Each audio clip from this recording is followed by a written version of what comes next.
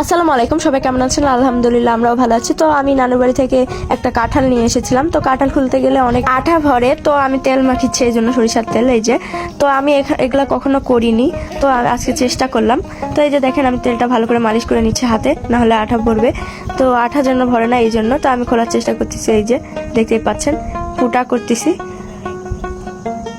এই যে ফেটে নিলাম কাঁঠালটাকে সুন্দর করে। কাঁঠালে কিন্তু ভিটামিন এ, ভিটামিন সি, ই, কে ও আরো অনেক কিছুই থাকে। কাঁঠাল আমাদের জাতীয় ফল, কারণ প্রচুর পরিমাণে কাঁঠাল গ্রাম বাংলায় উৎপন্ন হয়, আর প্রচুর পরিমাণে ছোট থেকে বড় সবাই খায়।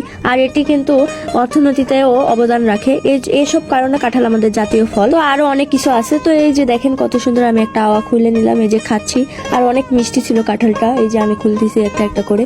তো সন্ধ্যাবেলায় কাঁঠাল খাওয়ার মজাই আলাদা। এই যে আমি একটা একটা করে খুলতেছি, অনেক সুন্দর আওয়াগুলো বড় বড়। কাঁঠাল নিয়ে একটা ছন্দ বলি আপনাদেরকে, শোনেন। গাছের ডালে ঝুলে থাকে কাঁঠাল রাজা, হাসি মেখে ছোট বড় সবাই খায়, খেলে মনটা নাচতে চায়। এই যে আমি একটা একটা করে আওয়া খুলতেছি। এই যে দেখেন কত পরিষ্কার কাঁঠালের আওয়াগুলো। এই যে দেখেন একটা একটা করে এক ধারের থেকে সব খুলতেছি, কারণ এই যে দেখেন কত সুন্দর পরিষ্কার আর হলুদ আওয়াগুলো। তো এটাই কাঁঠাল খোলার নিয়ম, এক সাইড থেকে বা ধার থেকে।